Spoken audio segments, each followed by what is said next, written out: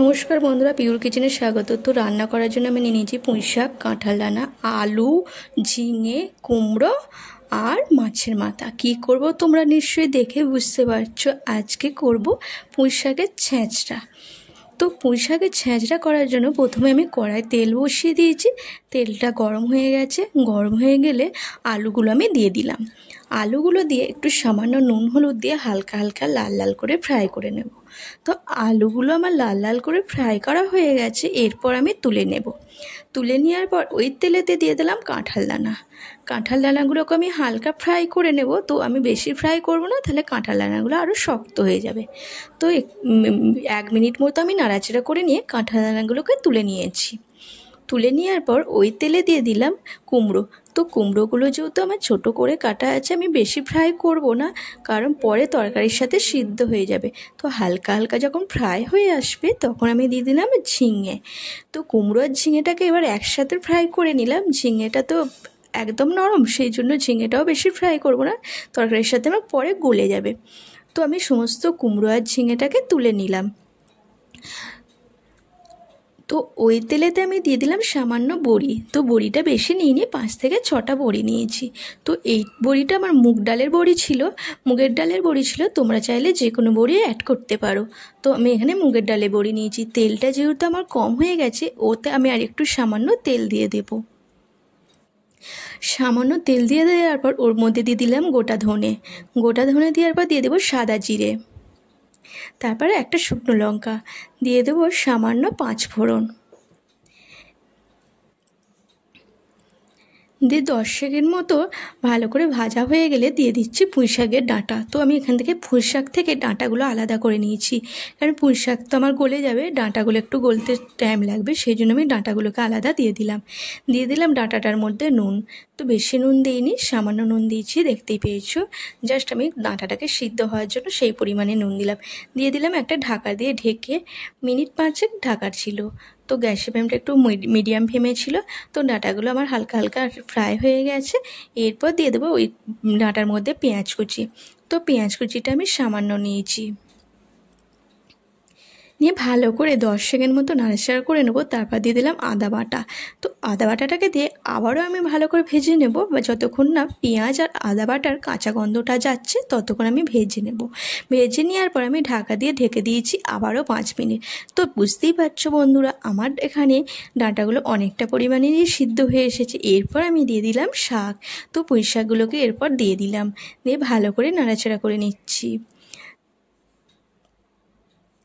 তো পুঁই শাকটা সিদ্ধ হওয়ার জন্য দিয়ে দেবো আমি সামান্য লবণ।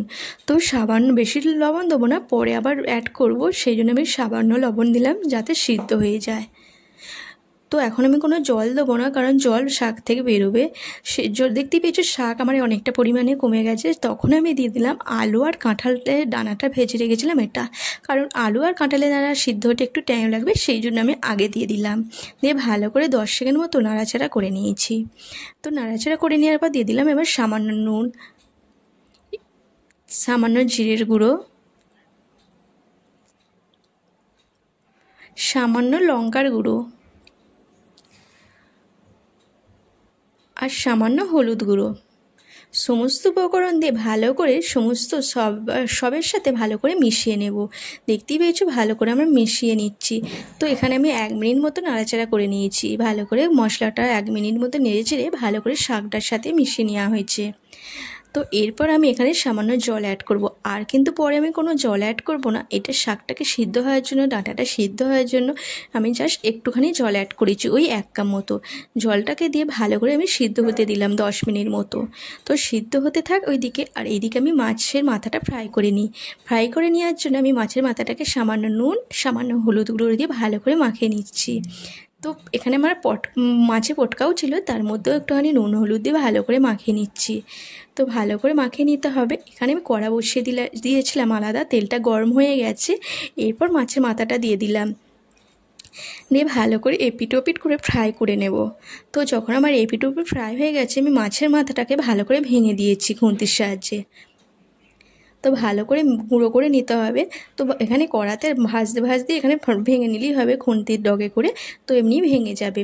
তারপর এইদিকে আমার শাকটা মোটামুটি সেদ্ধ হয়ে গেছে, তখন আমি ঢাকাটা খুলে নিলাম। 10 মিনিট মতো আমার শাকটা সিদ্ধ হয়েছে। তো এখানে দেখতে পেয়েছো ডাঁটাটা আমার ভালো পরিমাণে সিদ্ধ হয়ে গেছে। এরপর দিয়ে দেবো ঝিঙে, কুমড়োটাকে আর বড়িটাকে। তো ঝিঙে যেহেতু নরম জিনিস, কুমড়োটাও আমার ছোটো করে কাটা আছে, এগুলো বেশিক্ষণ সিদ্ধ হতে টাইম লাগবে না, তার মধ্যে আবার বড়িটাও সিদ্ধ হতে টাইম লাগবে না। দিয়ে দিলাম ঢাকা দিয়ে ঢেকে।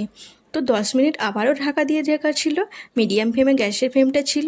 তো ঢেকে রেখে দিয়েছিলাম 10 মিনিট। দেখতেই পেয়েছো আমার সমস্ত সবজি সিদ্ধ হয়ে গেছে, কুমড়ো সিদ্ধ হয়ে গেছে, সমস্ত কিছু। তো এরপর আমি দিয়ে দিলাম সর্ষে বাটা। তো সামান্য সর্ষে বাটা দিয়ে আমি ভালো করে আবারও সমস্ত শাকের সাথে আনাজের সাথে মিশিয়ে নেব। মিশিয়ে নেওয়ার পর দিয়ে দিলাম ওই যে মাছের মাথাটা ভেজে তুলে রেখেছিলাম ওইটা, তার সাথে ছিল পটকাটা। তো সমস্ত দিয়ে ভালো করে আবারও মিশিয়ে নিয়েছি শাকটার সাথে। তো বন্ধুরা, শাকটা আমার রেডি হয়ে গেছে। নামানোর আগে দিয়ে দেবো আমি সামান্য চিনি। তো চিনিটা যেহেতু আমি অল্প পরিমাণে দিয়েছি, তোমরা বাড়িয়ে বা কমিয়ে দেবে।